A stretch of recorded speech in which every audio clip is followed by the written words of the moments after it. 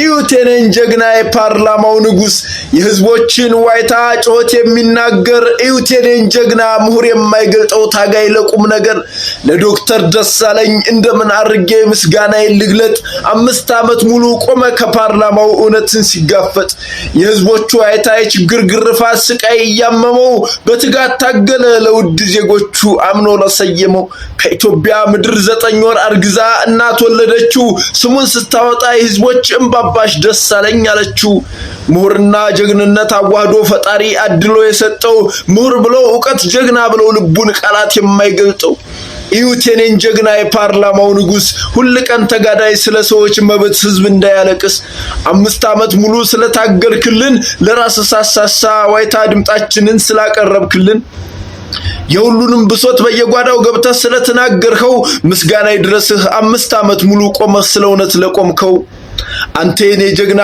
ታሪክ ለዘላለም ሲያወሳህ ይኖራል ዜጎች አለቀሱ ለምን ስላልክልን ከፓርላማው መሃል ለሀገርና ለህዝብ የሚጠቅም ሐሳብ ያንጠባረቅህ ለራስህ ሳሳሳ ለህዝቦችህ ከህዝቦችህ መሃል ከጎናቸው ቆመህ አንተ የኔ ጀግና ብርቅዬ አባታችን ባንተ ተነገረ የውስጣችን ለቅሶ ዋይታ ጩኸታችን አምነን ሾመንሃል ታምነህም ታግለሃል እንካ ምስጋናህን ተጋድሎን ሁሉ ጨርሰህ አልፈሃል አይ ዶክተር ደሳለኝ ዘመን ያበቀለ ምሁርና ጀግና ለቃሉ የታመነ በእምነቱ የጸና የኔ ዘመን ምሁር ለሀገር የሚጠቅም እጅግ አስፈላጊ አጨብጫቢ አይደለም በምሁር አይምሮ ለሀገሩ ተዋጊ እናት ወለደችው 9 ወር አርግዛ እሱንም እንደሰው የሁሉን ሀገር ህዝብ ብሶት አንጠባርቆ ለምን የሚለው ሰው በጭፍን ተቃውሞ ሀገር ያልኮነነ በጭፍን ጭብጨባ ህዝብ ያላሳዘነ የኔ ዘመን ጀግና ሁሉን የሚገልጣል ያመዛዘነ በስልጣን ዘመንህ ባስተጋበርህልን ባሳየን ትዕይንት በጥናት ታገልህ ስለ ሰዎች ለቅሶ ስለ ሰዎች መብት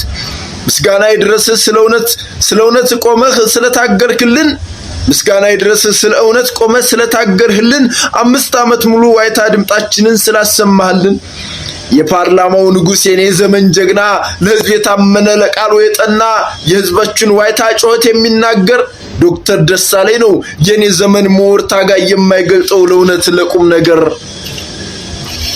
ይኸው እኛም አለን ጀግንነቱን ሁሉ ለዓለም ለመናገር አንድ ሆኖ ለሀገር አምርሮ ሲናገር ታምር የሚመስል ግን በእውነት የታየ ዜጋ ተቸገረ ብሎ የሚቆጣ ህዝብ ተሰቃየ ይኸው በኔም ዘመን ያ ዶክተር ደሳለኝ አንድ ጀግና ታየ ለከፈልከው ዋጋ በፍጹም ምስጋና ከልቤ ልችርህ የኔ ዘመን ጀግና ከፓርላማው መሃል ለህዝብህ ለቆምህ እንወድሃለን ፍጹም አባታችን ስለታገልህልን ቆመህ ከጎናችን ዶክተር ደሳለኝ ጫኔ ከፖለቲካ ራሳቸውን አገለሉ።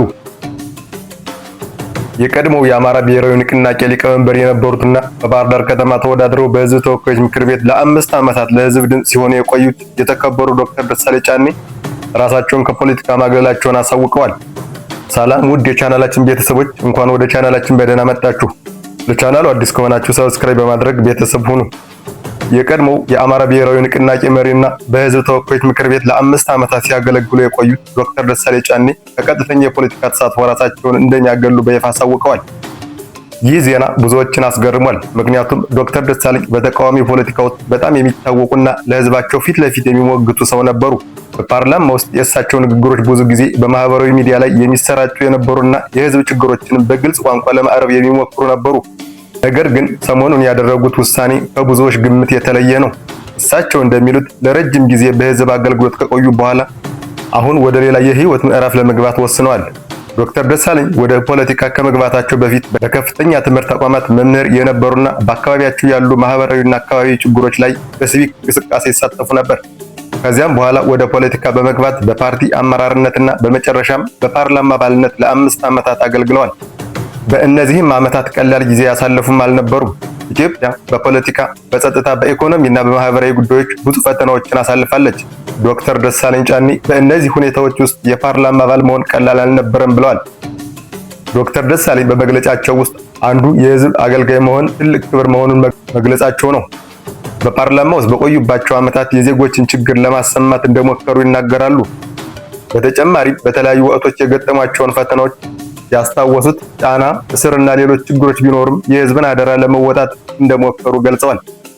በመግለጫቸው ውስጥ የተደጋገመው ሌላው ጉዳይ ምስጋና ነው።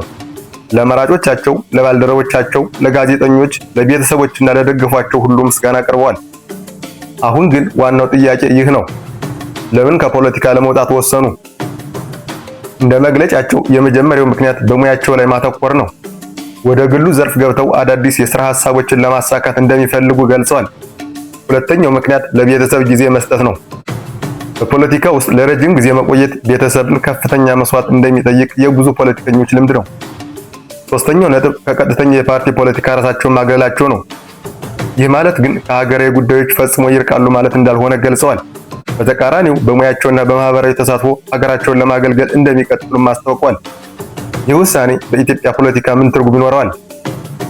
ይህን ጥያቄ በአሁኑ ጊዜ በትክክል መመለስ አስቸጋሪ ነው። ነገር ግን የታወቀ ፖለቲከኛ ከንቁ የፖለቲካ ተሳትፎ ሲርቅ በዚያ ፓርቲ በደጋፊዎቹና በአጠቃላይ በፖለቲካ ምህዳሩ ውስጥ ውይይት መፈጠሩ የተለመደ ነው። ከሌላ አንጻር ደግሞ ይህ ከፖለቲካ ውጭ በሌሎች መንገዶች ሀገርን ማገልገል እንደሚቻል የሚያሳይ ምሳሌ ሊሆን ይችላል። በመጨረሻ አንድ ነገር ግልጽ ነው። ዶክተር ደሳለኝ ጫኔ ከቀጥተኛ የፓርቲ ፖለቲካ ራሳቸውን ያገለሉ ይሁን እንጂ ለሀገራዊ እና ማህበራዊ ጉዳዮች ያላቸው ተሳትፎ እንደሚቀጥል ገልጸዋል። ወደፊት ይህ አዲስ ምዕራፍ ምን ውጤት እንደሚያመጣ በጊዜ የምናየው ነው የሚሆነው። እናንተስ ይህ ውሳኔ ትክክለኛ ነው ትላላችሁ ወይ? አስተያየታችሁን በኮሜንት አካፍሉን። ቪዲዮውን ከወደዳችሁት ላይክ፣ ቻናሉንም ሰብስክራይብ ማድረግ አይረሳ።